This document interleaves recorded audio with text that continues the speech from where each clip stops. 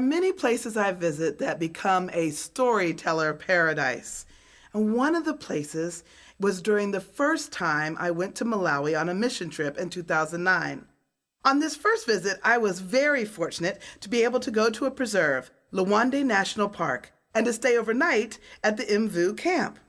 While we were there, we went on both a daytime and a nighttime safari and saw all sorts of animals. We saw monkeys that were rather disgusting because they were throwing their food at us.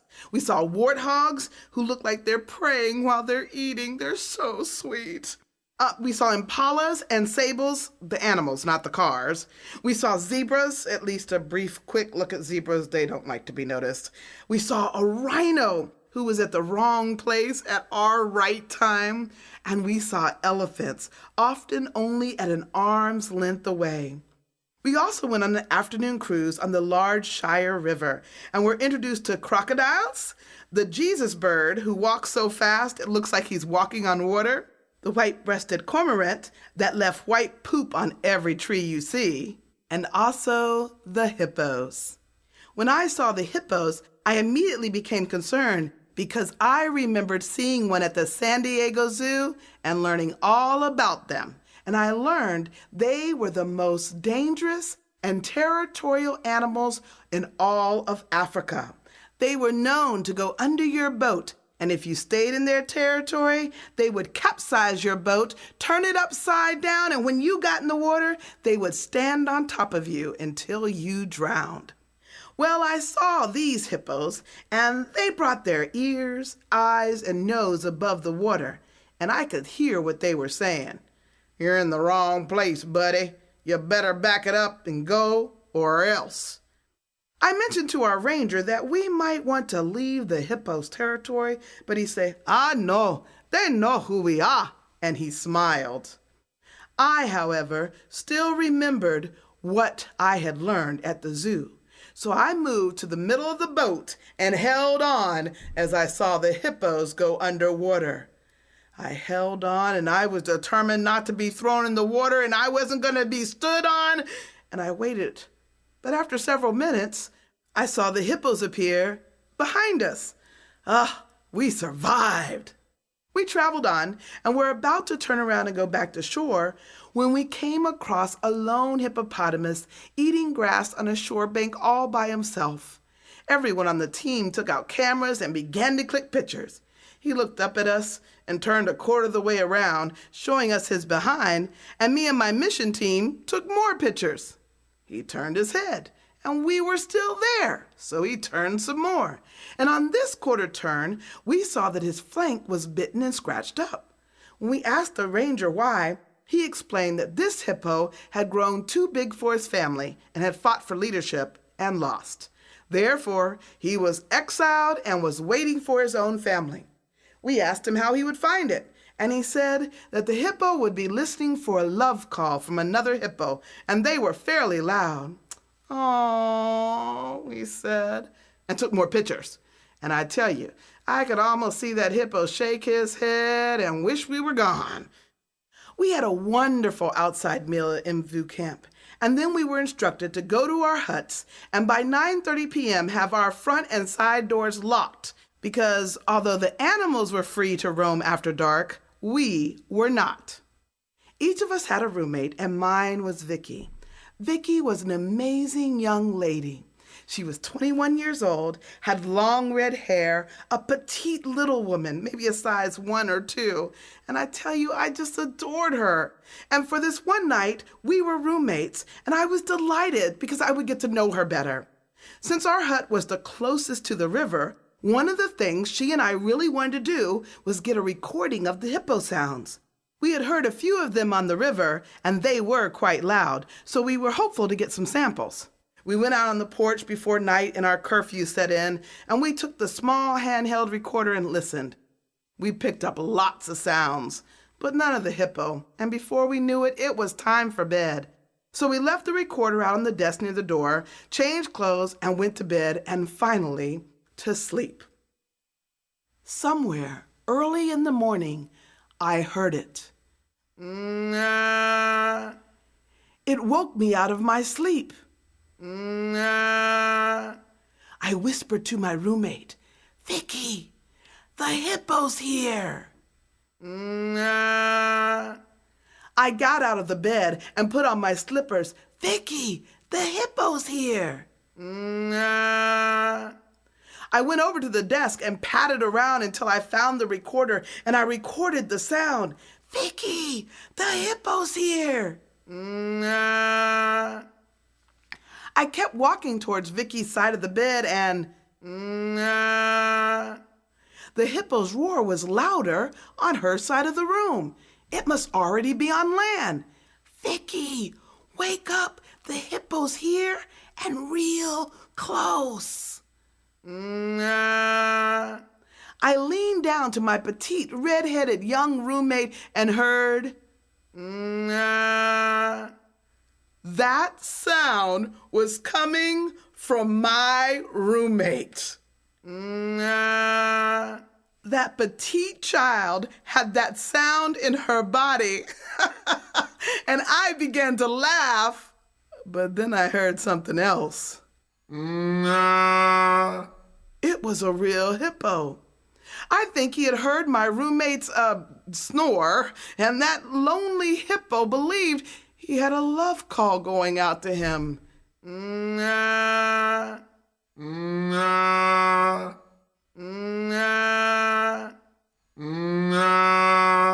Suddenly, I heard something on the front porch move.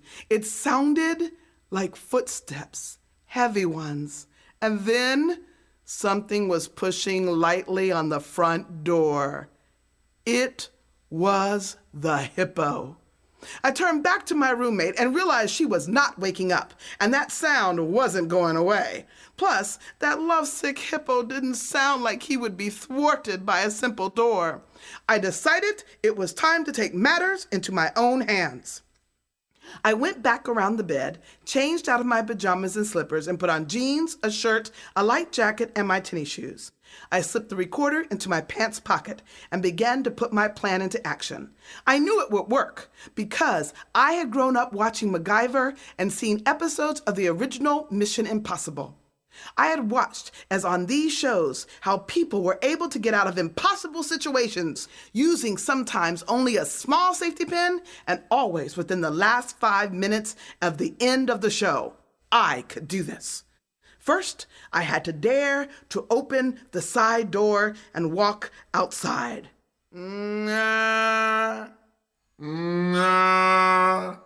The sound of the lovesick hippo gave me the last push, and I unlocked the door and walked outside and came eye to eye with an elephant. She was as surprised as I was that I was there. She looked at me and I looked at her. She looked at me and I looked at her. Then her child came up, took one look at me, screamed, "Ah!" and ran away. The mother elephant thought that was an excellent course of action, and she also bolted away, and I let out my breath. I went out the door, ensuring it was closed behind me, and began my trek to the water. I remembered that some rowboats had been left by the side of the river. As I walked in the pitch dark, thanking the Lord for all the carrots I ate as I grew up, leaving my sight so good, I remembered the ranger telling us about the eastern green mamba, one of the 10 most venomous snakes in Africa. He said they only come out at night and lived in the trees that I was walking under. I only glanced up once. Finally, I came to the lake and just needed to step over a log to get to the rowboat. As I approached the log's mouth opened. Crocodile. Well, if it would just stay there, then I could get to the rowboat. Then I remembered more from the ranger. Oh, he was a wealth of remembered information at times like this. Crocodiles and hippos do not get along, and the hippo is the one that is more feared.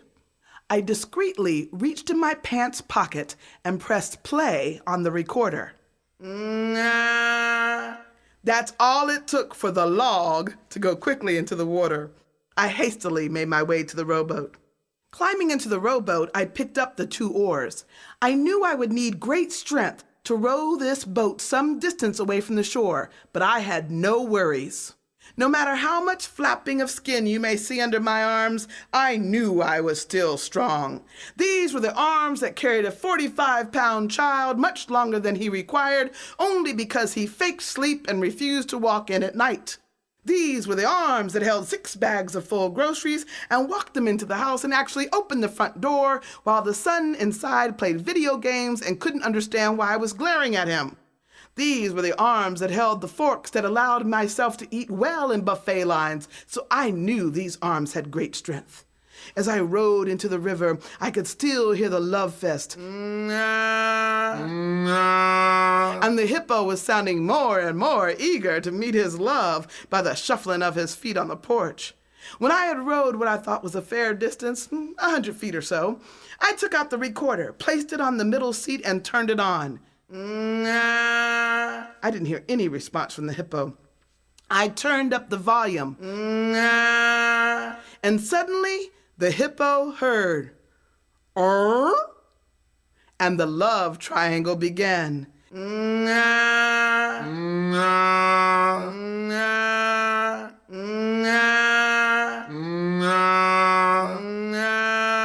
The hippo was obviously being competed for. And I heard him nudge the door again. You could hear his frustration in not being able to get to a love so close. But then the sound of the love waiting in the water must have overcome him, and I could hear him as he began to walk off the porch, announcing his intentions. Those were his intentions for his love, which unfortunately would elude him as well. All's fair in war and love. When I heard the hippo dive into the Shire River, I stood up and dove in as well. I knew it was 100 feet or so, but I was a strong swimmer. I had proven this often by swimming in my bathtub, and not even rubber duckies could compete with me. Not only that, I had watched my youngest sister swim competitively on most Saturdays of my young life, and she was good. And as I was her older sister, that inevitably made me a better swimmer, or so I often told her in my consistently brilliant logic. As I swam, I quickly dismissed thoughts of meeting a crocodile without having a recording of a hippo, or being met by one of those fish that found open bodily orifices, mouths, noses, and other places, in which to lodge themselves. In no time at all, I arrived on shore. I only took one hurried glance into the trees. Whew, still no green mamba. I did have to step over a warthog that was in a praying position. Obviously, he had seen my desperate plight. Then I was to the side door. I quietly opened the side door, then closed and locked it. With stealth, I went to the bathroom, shed my clothes, took a much-needed shower, dried off, and put back on my pajamas and slippers. I crept to the bed, and Vicky was still sleeping.